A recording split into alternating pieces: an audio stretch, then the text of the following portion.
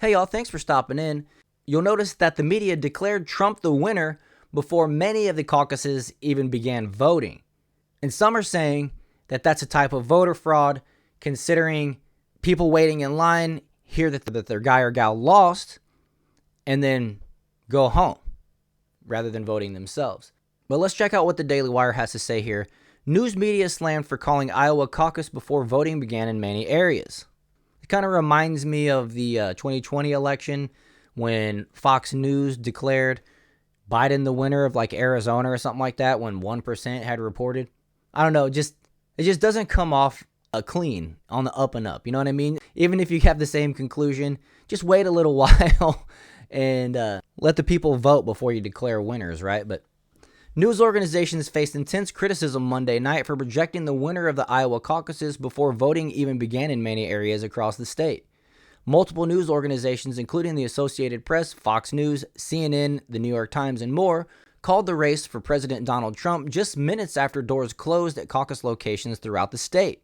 Trump secured roughly half the vote, with Florida Governor Ron DeSantis and former UN Ambassador Nikki Haley, who finished second and third respectively, splitting the remaining votes. Absolutely outrageous that the media would participate in election interference by calling the race before tens of thousands of Iowans had even had the chance to vote, said DeSantis campaign spokesperson Andrew Romeo. The media is in the tank for Trump, and this is the most egregious example yet. I think that's the first time that media has ever been accused of being in the tank for Trump. But the tides are turning this year, and it looks like DEI is being exposed. They're trying to change the name, and the practice itself is becoming more wide known. So that's going away. Look at Anheuser-Busch with Bud Light. Look at Target.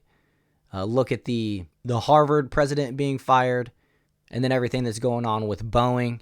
There's lots of people finding out about this, and they don't appreciate it, which is why we do this, to spread the awareness about this type of corruption that has seeped so deeply into our, big corporations across the country. National Review senior writer Dan McLaughlin noted that Iowa was not a winner-take-all state, and so the margins actually affect delegate allocations. It's indefensible to declare a winner at that situation before all votes are cast, he said. And I'll tend to agree with that. There is a defense to it, but I think that they should wait and let everybody have their chance to vote. Otherwise, you're making people feel like their vote is insignificant, and that's not what we need from elections. We need everybody to understand that their vote is important. And so in that sentiment, I agree with the guy here. Or political reporter David Weigel wrote, "The very, very early results show Trump winning big, but the early network call is a little questionable. People are still at caucus sites and they have phones. How many people see the call and bail?" And I agree with that. We haven't even begun speeches at the caucus that I'm attending, and they have already called the state for Donald Trump. AP has a policy not to call the winner of a race before all polls in a jurisdiction are scheduled to close. Tonight, AP, CNN, etc. called the race after the caucus doors closed, but before all votes were cast. People could see their phones that Trump won before voting. Breitbart News columnist John Nolte wrote, "Why are the media calling an election while people are still voting?" I mean, it's a good question. Executive producer Aaron McIntyre responded to the news by posting on X, "We haven't even voted yet. I've sent this tweet while I was listening to people giving their speeches. Unreal." But I will add that I agree with Tim Pool in that the media making the calls declaring Trump as the winner didn't hurt DeSantis. It didn't hurt Nikki Haley. It actually only hurt Trump, because people that were yet to vote for Trump see that Trump won, and then they're like, okay, well, I can go home now. It's a snowstorm, and Trump's the winner, so I don't need to stick around.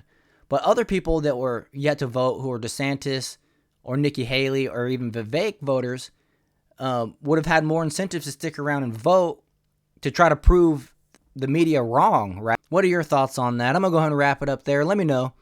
Hope you enjoyed this video. If you did, hit that like button, subscribe to the channel. Thank you for watching, and I'll see you guys in the next one.